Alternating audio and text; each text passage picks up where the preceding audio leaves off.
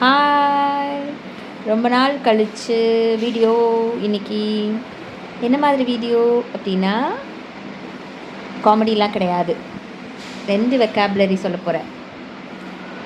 Recent டைமில் ரொம்ப யூஸ்ஃபுல்லான வெக்காபுலரி நிறைய பேர் பண்ணிகிட்ருக்கிறது. ஒன்று ஷேரண்ட்.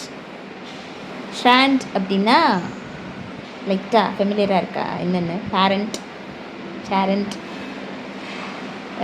ரீசெண்ட் டைம்ஸில் நிறைய பேரண்ட் என்ன பண்ணுறாங்க, தன்னோட குழந்தைங்க என்ன பண்ணாலும் ஒரு மாதிரி என்ன பண்ணாலும் அதை சோஷியல் மீடியாவில் போடுறது, இன்ஸ்டாவில் போடுறது, ஃபேஸ்புக்கில் போடுறது, வாட்ஸ்அப்பில் போடுறது, ஸ்டேட்டஸாக போடுறது, ரீல்ஸாக போடுறது, ஷார்ட்ஸாக போடுறது.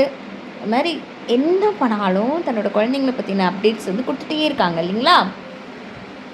அவங்கள தான் நம்ம ஷேரண்ட்னு சொல்கிறோம்.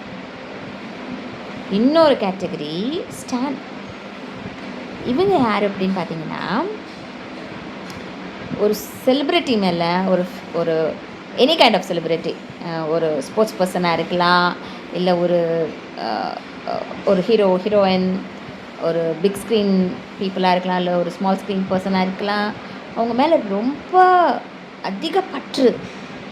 நான் கூட தான், நான் தோனியோட டைஹார்ட் ஃபேன்.